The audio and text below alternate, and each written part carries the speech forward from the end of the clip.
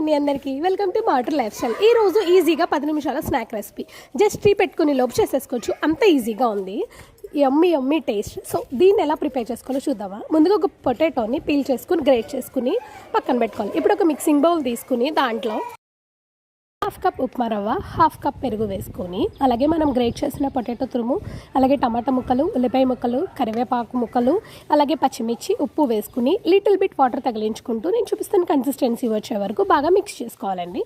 Salt చేసి చూసుకుని మీకు తగ్గట్టుగా వేసుకోండి. సో నేను చూపిస్తున్న విధంగా బాగా మిక్స్ చేసుకుని ఒక్క 2 నిమిషాలు పక్కన పెట్టేసుకోవాలండి.